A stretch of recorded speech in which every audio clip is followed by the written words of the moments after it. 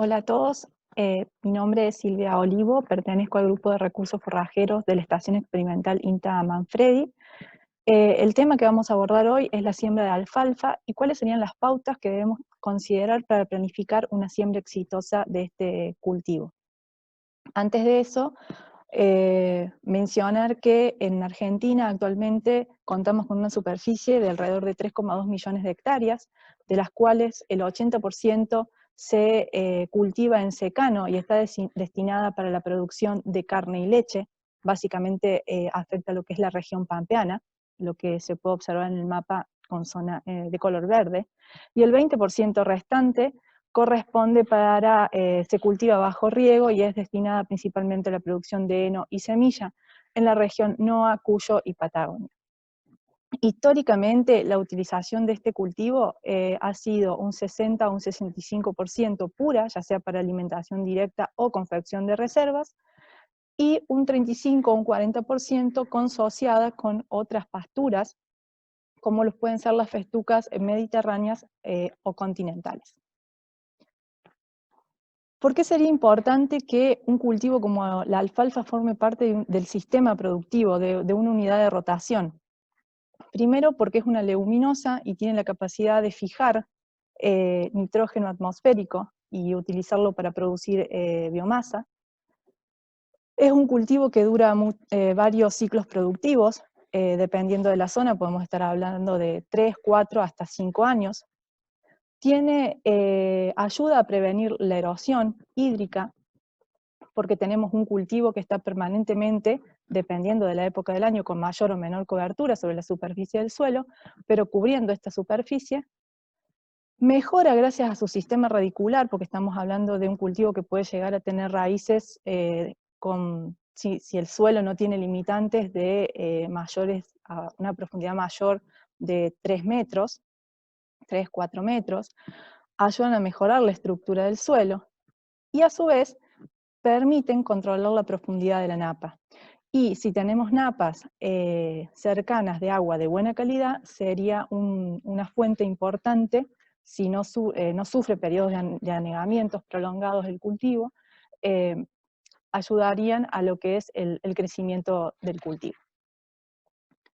Además, proporciona el hábitat de la vida de diferentes especies e insectos benéficos. ¿Y en qué sistemas productivos podría utilizar la alfalfa? Bueno, como ya se mencionó, históricamente todo lo que tenía que estar destinado a la producción de carne y leche, pero cada vez más la tendencia es a incorporarla en rotaciones agrícolas.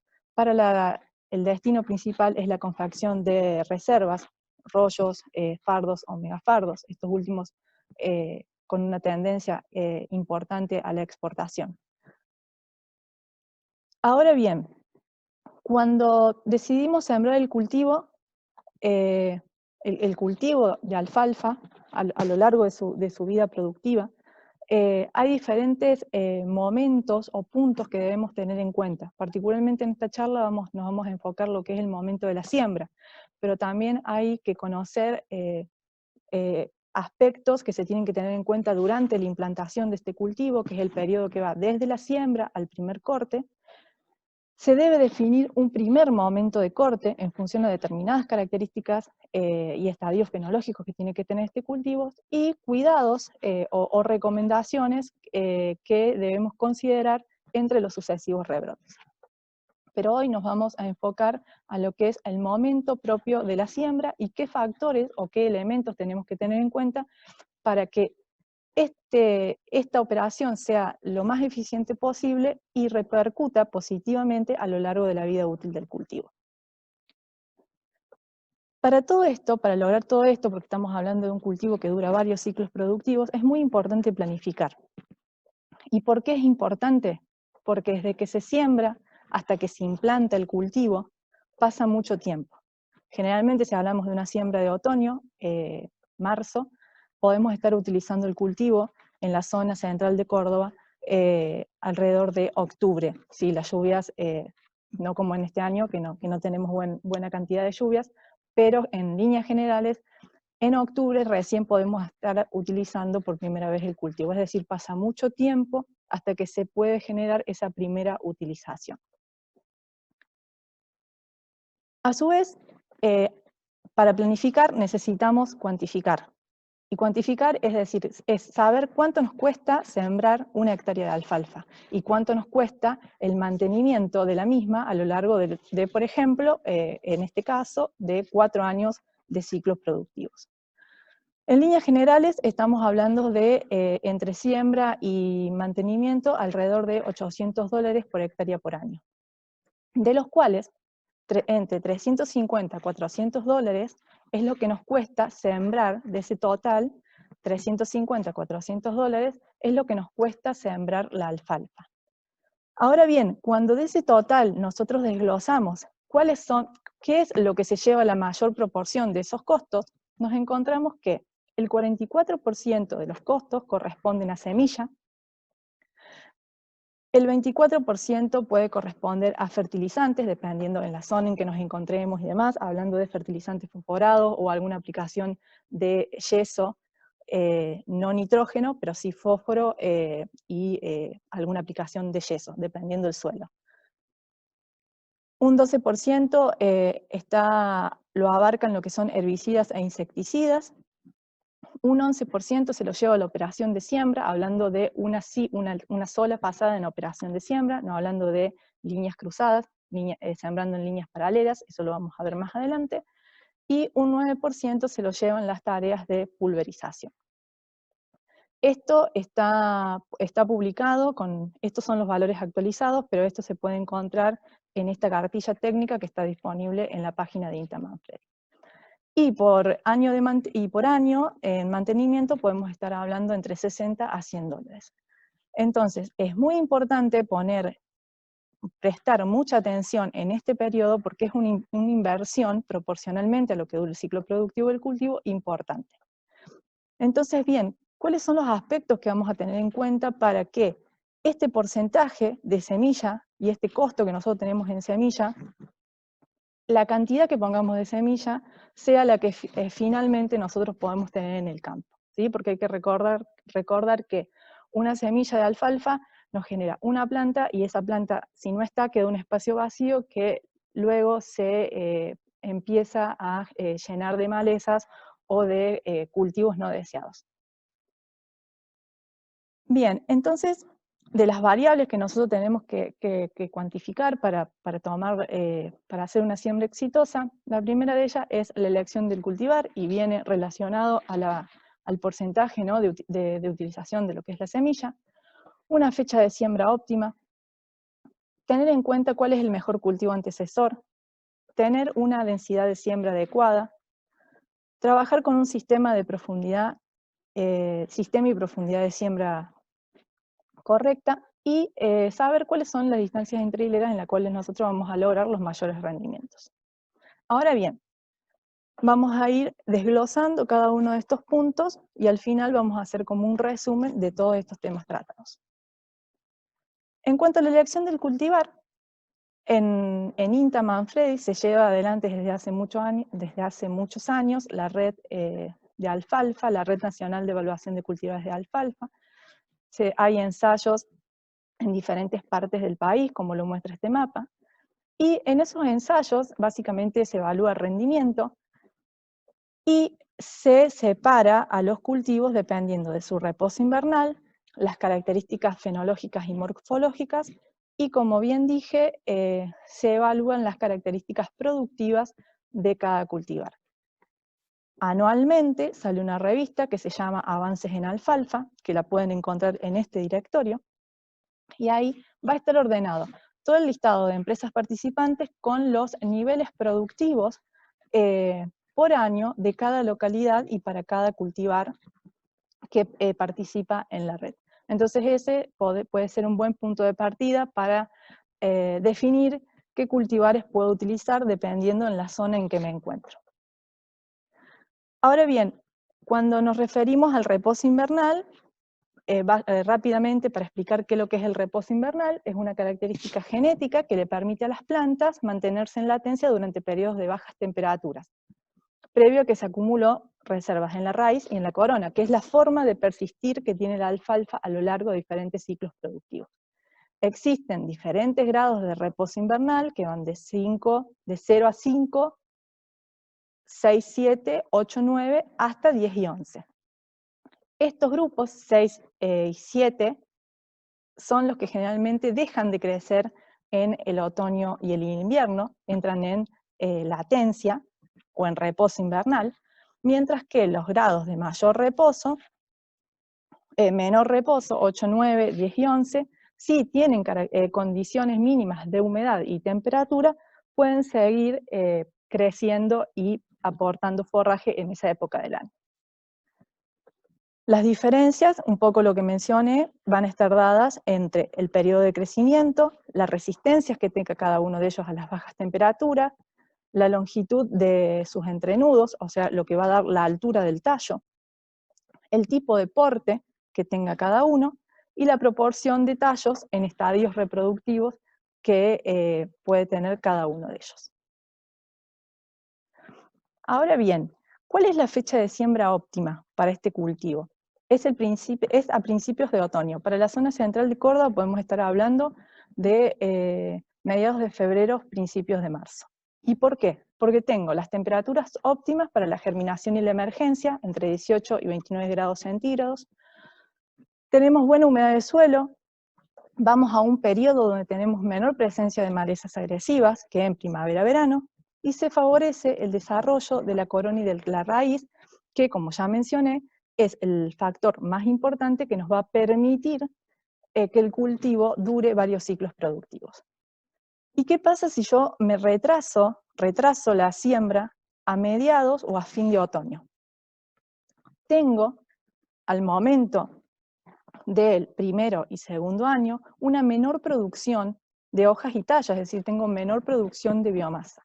Y está cuantificado que retrasos en la fecha de siembra al primer año reducen la producción entre un 30 y un 70%, y que a su vez eso genera una incidencia en el segundo año en reducciones del 25% de la producción. ¿Y por qué pasa esto? Porque el cultivo siempre va a priorizar implantarse. Es decir, va a permitir que crezca la raíz y la corona, y una vez que se acumuló cierta cantidad de raíces en el suelo, va a priorizar como destino el crecimiento aéreo. Por eso es muy importante considerar como fecha óptima en esta zona central de Córdoba lo que es principios de otoño, como en líneas generales en lo que es toda la región pampeana.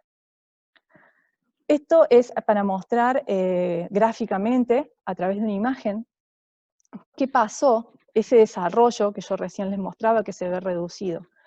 Esta es una fecha de siembra el 29 de marzo del 2019, esta es una fecha de siembra el 6 de mayo de ese mismo año, y esta del 3 de junio. Este muestreo se realizó en los meses de fines de julio, y nos encontramos que, claramente, el cultivo, la alfalfa que se sembró a fines de marzo, que ya es una fecha tardía, si se quiere, presentaba mayor desarrollo radicular que las que se sembraron más tarde. Eso después se cuantificó la producción a campo, y efectivamente se vio esa menor producción del 70% en relación a fechas de siembras más tempranas. Y como consecuencia, ¿qué tenemos? Alfalfas que en un primer año arrancan con un stand de plantas subóptimas. Y es decir, nosotros pudimos poner la cantidad de semillas adecuadas, la densidad de siembra adecuada, pudimos manejar la profundidad y tener en cuenta un montón de parámetros, pero si nos corremos de la fecha de siembra óptima, de la misma manera que pasa con los cultivos agrícolas, vamos a estar perjudicando la correcta implantación de este cultivo, y vamos a llegar al momento de utilización con un stand de plantas subóptimas. Ahora, para hablar de, definimos la fecha de siembra, elegimos el cultivar, definimos la fecha de siembra, tenemos que definir antes cuál va a ser el mejor cultivo antecesor que yo quiero en ese lote que yo voy a destinar al cultivo de alfalfa. Y para eso tenemos que tener en cuenta la fecha en que se libera el lote, la cantidad de rastrojo que me va a dejar ese lote, el cultivo antecesor, perdón, el control de malezas previos y las condiciones de humedad. Y en función de estudios que se han realizado a lo largo de estos años en INTA, de mayor a menor, de mayor a menor importancia en cuanto a qué cultivo antecesor poder sembrar. El mejor cultivo antecesor sería una moa para arroyo, seguido de un trigo, una cebada, y en el otro extremo nos encontramos con lo que serían sorgos forrajeros, maíz o sorgo granífero o pasturas degradadas. Todo ello en relación al tipo de rastrojo y, que nos dejan y la fecha y condiciones de humedad en que se libere ese lote. Y en cuanto, ahora vamos a pasar a hablar a lo que es, ya entrando más a lo que es lo que tiene que ver con lo que es densidad de siembra, profundidad de siembra y calibración de la sembradora para la operación propiamente dicha. En cuanto a la densidad de siembra, una buena siembra se considera aquella que, una vez que se sembró el cultivo, vamos al lote a los 90, 120 días de la misma y nos encontramos, contamos plantas, que después les voy a mostrar cómo es, y nos encontramos con 250, 300 plantas por metro cuadrado. ¿Y eso cómo yo lo llevo a kilos? Para eso yo debo conocer cuáles son mis plantas objetivos por metro cuadrado, el poder germinativo de esa semilla, el peso de las 1000 semillas, la pureza, y algo muy importante que se le tiene que sumar a los kilos que yo quiero sembrar, es el porcentaje de peleteo, que dependiendo del cultivar, puede ir del 30, digamos, del cultivar de comercial, puede ir del 30 al 50%. Y a su vez se tiene que cuantificar una eficiencia de implantación. Considerando siembras óptimas en fecha óptima y con una buena eficiencia de implantación y poder germinativo y peso de las 1000 semillas, considerando todos estos parámetros, podemos estar sembrando alrededor de 16 a 20 kilos de semilla peleteada. Y siempre, siempre es recomendable usar semilla fiscalizada, porque eso nos asegura un poder germinativo y una pureza del cultivar. Bien, ¿y qué pasa si yo decido aumentar la densidad? Es decir, si yo en vez de sembrar de 16 a 20 kilos, quiero sembrar 25 kilos, es decir, mayor plantas por metro cuadrado. ¿Eso me afecta? ¿Voy a tener un beneficio productivo a lo largo del ciclo del cultivo? Bueno, eso es algo que se muestra porque generalmente se piensa que aumentando la densidad vamos a repercutir en una mayor producción. Sin embargo, se han hecho muchos estudios en INTA donde se fue evaluando diferentes plantas por metro cuadrado, diferentes tratamientos con diferentes plantas por metro cuadrado, a lo largo de días desde la siembra.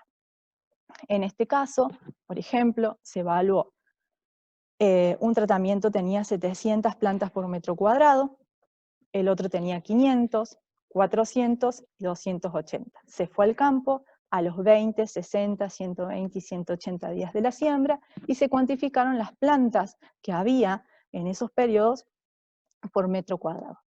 Y como se puede observar en el gráfico, existió una tendencia desde el día 0 hasta los 180 días a que el número de plantas fuera disminuyendo independientemente de la cantidad, ¿no? de la cantidad de plantas por metro cuadrado, fuese disminuyendo hasta llegar a los 250, para estabilizarse entre los 250 y 300 plantas por metro cuadrado. Es decir, se produce un autorraleo natural, una competencia entre las plantas, y siempre el cultivo tiende a estabilizarse entre 250 a 30 plantas, 250 a 350 plantas por metro cuadrado. Y eso se evalúa productivamente, es decir, bueno, vamos a medir cuántos kilos se produjo en esos diferentes tratamientos. Y nos encontramos que los cultivares que presentaron densidades de siembra de 280 plantas por metro cuadrado y 400, presentaron una tendencia a tener mayor producción que aquellos que tenían mayor mayores plantas por metro cuadrado. Y esto está relacionado con los que les mencioné por esa mayor competencia en estos casos, mayor competencia entre las plantas dentro de la línea. Entonces, lo que pudo haber sucedido acá es que esas plantas estaban priorizando persistir mientras que, y luchando por recursos, mientras que estos tratamientos tenían mayores recursos disponibles y por ende el crecimiento fue mayor. Y otra duda que siempre surge ¿es importante utilizar semilla peleteada? Y la respuesta es que sí, porque esa semilla está inoculada con rizobios activos, presenta fungicida e insecticida. Nunca debemos olvidar que la semilla de alfalfa es una semilla muy pequeña que se pone en contacto con el suelo, donde existen diferentes insectos u hongos que pueden afectar la persistencia de la misma, ¿sí? Entonces, para esto también se hizo un ensayo, esto es un ensayo de INTA Rafaela, donde se evaluó la producción de forraje con diferentes tratamientos de semilla, peleteada y sin peletear. Y cuando se evalúa la producción acumulada, se observa que los tratamientos con peleteo tuvieron mayor producción que las semillas sin peletear. Y esto estuvo relacionado con una mayor persistencia de las plantas en este tratamiento.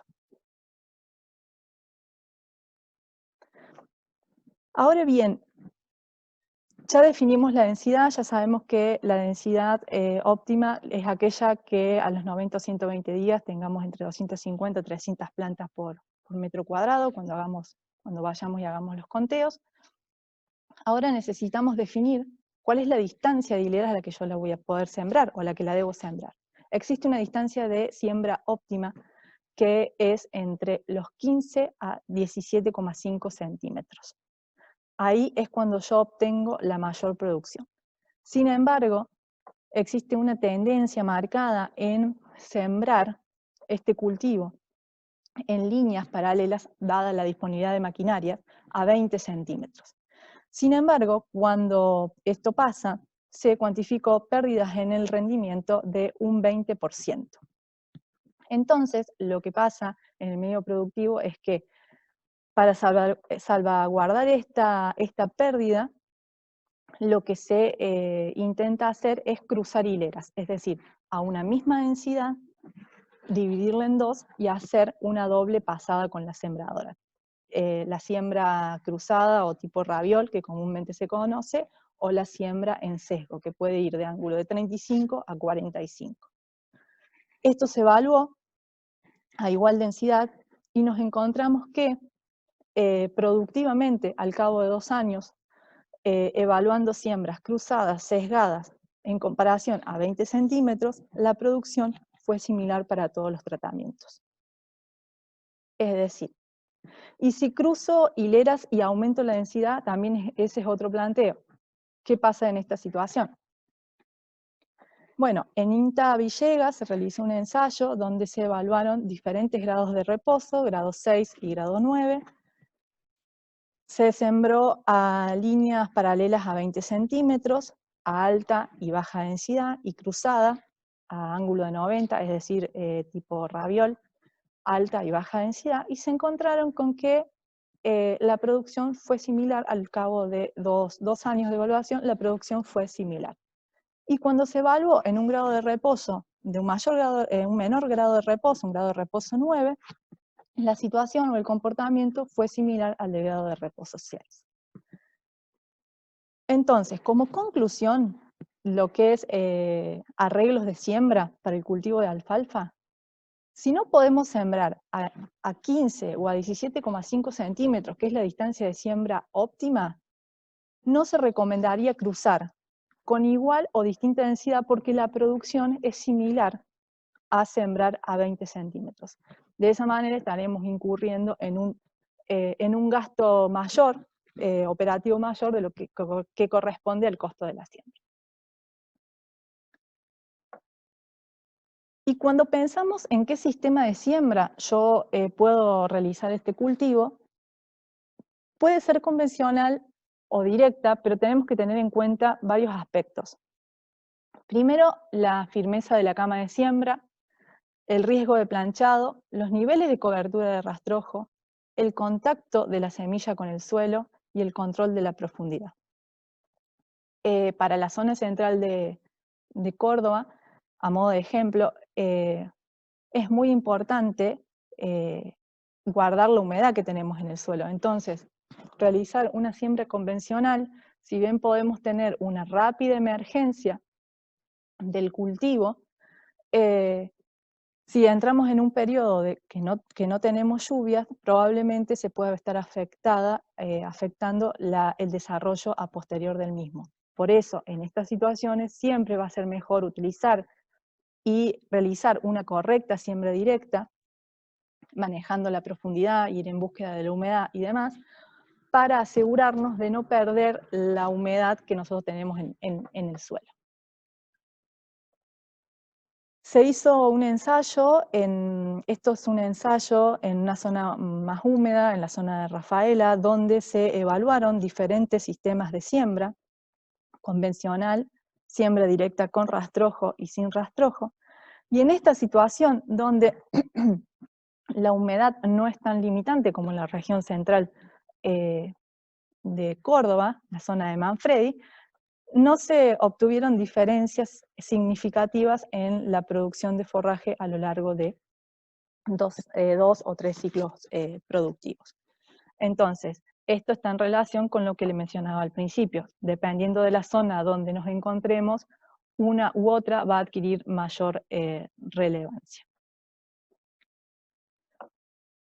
En cuanto a la profundidad de siembra, es un parámetro crítico y eso está relacionado, por un lado, está relacionado por el tamaño de la semilla. ¿Sí? Como ya mencioné, es una semilla muy pequeña que tiene muy poca energía germinativa.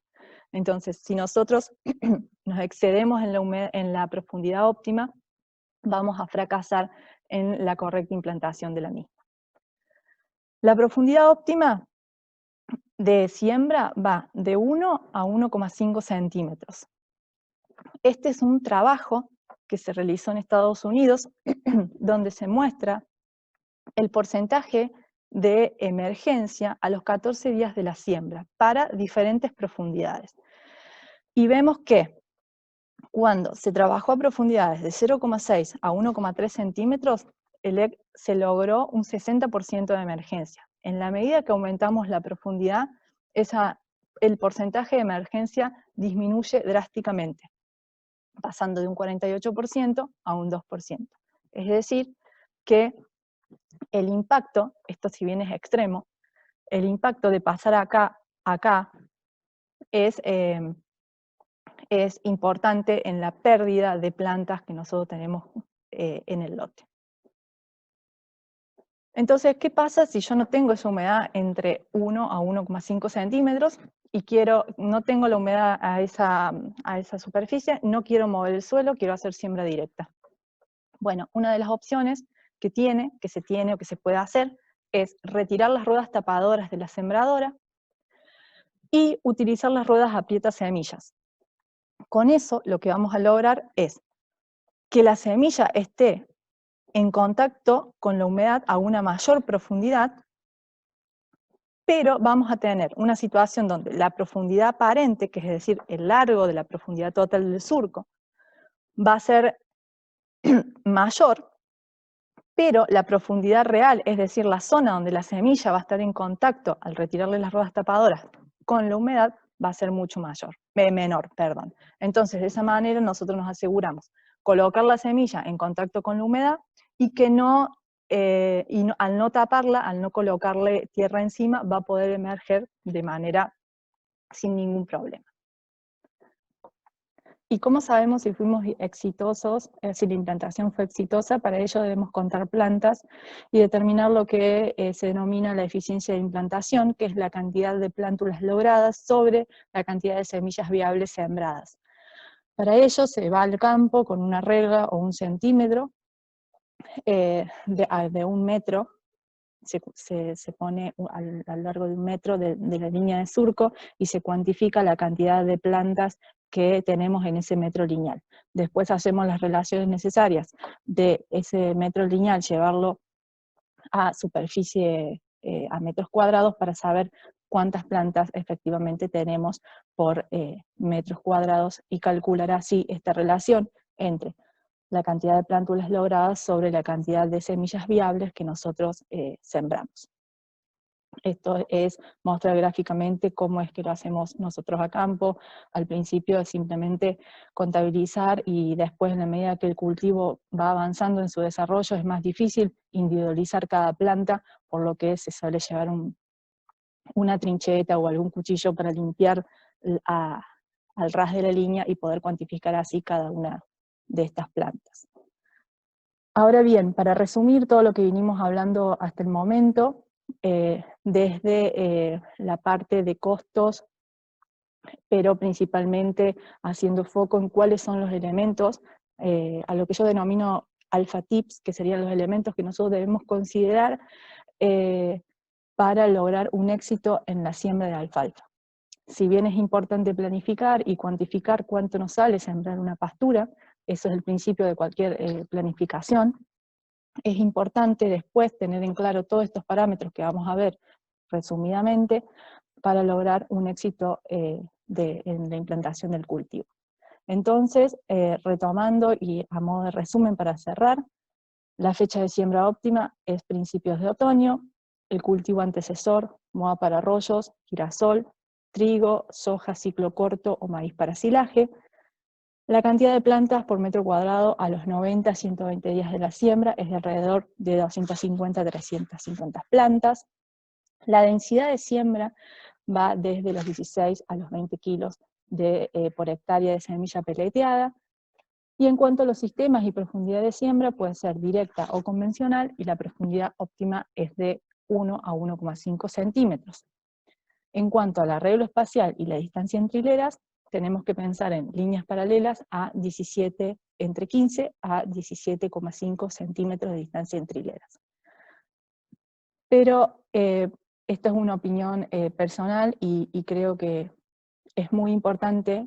Uno de los alpha tips más importantes es estar presentes en el momento de la siembra del cultivo, porque es ahí donde todo lo que nosotros planificamos puede sufrir alguna modificación por una situación puntual. Entonces es estando en el lote, en el momento de la siembra, donde nosotros vamos a poder hacer una regulación adecuada de la sembradora en función a la humedad presente en ese momento y a las características de siembra con las que contemos en ese, predisponentes, ¿no?, que contemos en ese momento particular. Muchas gracias. Acá dejo, digamos, quienes forman parte del grupo en el cual yo trabajo. El grupo está compuesto, el grupo de alfalfa está compuesto por Daniel Basigalup, Ariel Odorici y Valeria Arolfo, que son técnicos referentes en lo que es el mejoramiento genético de alfalfa. Gastón Urretzabalía es el técnico referente en lo que es confección de reserva, heno de calidad. Y quien les habla, Silvia Olivo, estoy más abocada a lo que es al manejo del cultivo de alfalfa. Siembra, implantación y definir el momento oportuno del corte para lograr un heno de calidad. Muchas gracias.